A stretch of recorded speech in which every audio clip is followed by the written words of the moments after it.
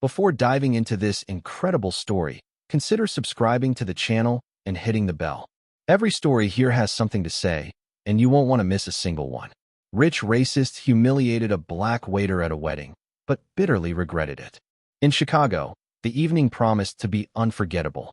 The Hamilton Mansion, nestled in an upscale neighborhood of Lincoln Park, rose majestically under a starry sky, illuminated by spotlights that made its white columns and large windows adorned with red velvet curtains sparkle. Black limousines parked single file along the cobblestone driveway, pouring out guests dressed in sparkling floor-length gowns and impeccable tuxedos.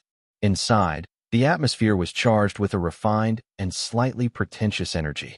The grand drawing room, with its high ceilings adorned with gilded moldings, was meticulously decorated to celebrate the wedding of James Hamilton, heir to the powerful Hamilton Industries, and Olivia Parker, the only daughter of a real estate tycoon.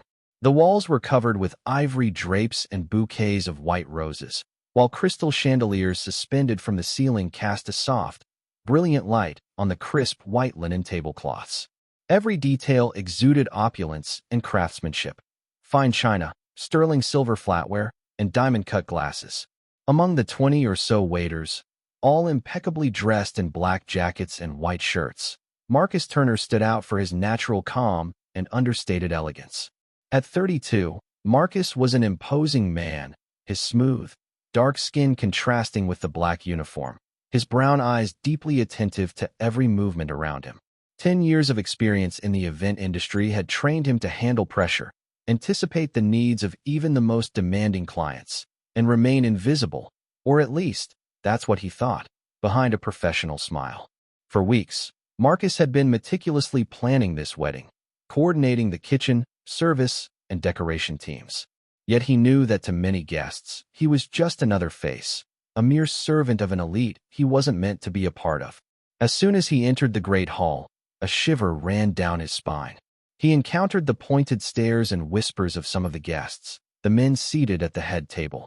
Their eyes scanned his silhouette with a curiosity tinged with hostility. Marcus felt their judgment weigh on him like a heavy winter blanket, cold and stifling. He heard whispers, barely veiled, remarks exchanged in low voices, but loud enough for the message to be clear. What's he doing here?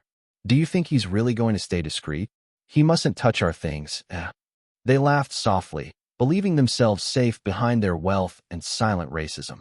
Marcus knew that these small, insidious but repetitive moments of contempt were their way of reminding them of their supposed superiority. As he approached the head table to pour champagne, Marcus felt as if he were under a microscope. Richard Collins, a powerful investor known for his unabashed arrogance, looked up at him, a smirk on his face. Collins was a man in his 50s, wearing a tailored suit and a flashy gold watch, the epitome of white American success. "Hey, Marcus," Collins said in a loud, mocking voice. "Be careful not to take our jewelry with the glasses, eh? We wouldn't want you to steal anything from us." A stifled laugh accompanied Richard Collins's remark, a harsh, heatless sound that seemed to resonate in Marcus's ears like a dull thump. A lump formed in his throat, constricting his voice and his emotions to the point where he had to close his eyes for a split second to keep his confusion from showing. But he controlled the moment. He wasn't there to respond to the provocation, but to do his job with rigor and dignity. Olivia, the bride, sitting nearby, frowned slightly, discomfort evident on her face. Her gaze quickly avoided Marcus's, then turned back to her dress, as if the incident was burning at her conscience, but she preferred to ignore it. James, the groom, remained motionless, his jaw clenched, his eyes fixed on the tablecloth. He didn't utter a word, neither to reprimand Collins nor to support Marcus. The receptionist, a nervous man with graying hair, signaled discreetly to the waiters. They should speed up the service, move on, and pretend nothing had happened. This gesture, though discreet, sounded like a sign of surrender, a clear choice to keep up appearances rather than defend an employee who had been unfairly attacked. Marcus felt bitterness rising, but he looked away, diving into the endless stream of tasks ahead of him. He distributed trays, poured wines, and collected empty glasses, always with the professional elegance that had allowed him to withstand so many sideways glances. He knew, deep down, that this wasn't the first time he'd faced this kind of contempt, and that there would be other similar evenings. But tonight, at least, he promised himself not to let this pain suffocate him. The meal ended amidst a mixture of excitement and pent-up tension. The music was playing again, and guests were dancing, laughing, and exchanging congratulations. Yet, Marcus was suddenly called backstage. A familiar hand rested on his shoulder. It was Samantha Reynolds, the director of the catering company, a woman with a frank gaze, known for her integrity and sense of justice. "Marcus," she murmured with a slight smile, "this is your moment. The groom wants you to say a few words." Surprised, Marcus blinked, a mixture of apprehension and curiosity filling him. He nodded, stood up, and faced the room where the music slowly faded. Everyone's eyes slowly turned toward him, curious to understand what was going to happen next. Taking a deep breath, Marcus grabbed the microphone, his hand steady but his heart pounding. "Ladies and gentlemen, good evening." A respectful silence fell. "My name is Marcus Turner. Some of you may know me simply as the waiter who served you tonight." A low murmur rippled through the room. Several guests exchanged incredulous glances, surprised that a waiter would speak like that at such a high society event. "But I am also the founder and CEO of Turner Events, the company that organized this wedding from A to Z." A shudder ran through the assembly. Some faces froze. Others betrayed a mixture of surprise and embarrassment. "Without our team," he continued, scanning the room, "this mansion wouldn't be ready. The flowers wouldn't be here. The kitchen wouldn't work. And this wedding would never have happened." He paused, letting his words sink into the air thick with expectation.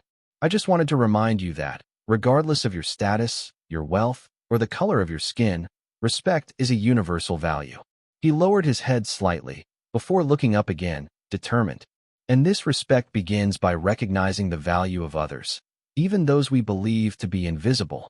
The silence that followed Marcus's words was total, almost palpable. Each word echoed through the great hall like a glaring truth that no one could ignore.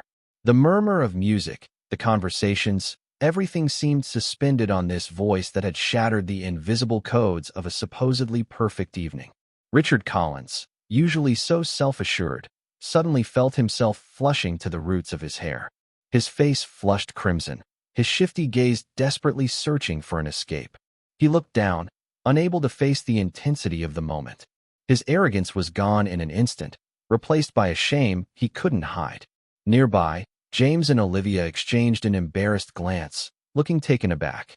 Their formal smiles faded, replaced by genuine embarrassment. They had planned this wedding to showcase their success, their power, but Marcus's sincerity and strength had exposed the flaws in their world. Then, the first applause rose, timid, hesitant. It was a guest, a woman in her 50s, who had probably sensed the truth in Marcus's words. Gradually, others joined her, quietly at first, then more confidently. Within seconds, the entire room echoed with warm applause, filled with respect and admiration. Samantha Reynolds, the catering manager, approached Marcus, her eyes shining with pride. "You just taught them a lesson they won't soon forget," she murmured with a knowing smile. Marcus nodded, a small smile on his lips. He gently placed the microphone back on the lectern and then returned to his work. This time, the looks from the guests he met were different. More grateful, more respectful. Some even gave him small signs of encouragement or admiration. In the days that followed, Marcus's life changed unexpectedly.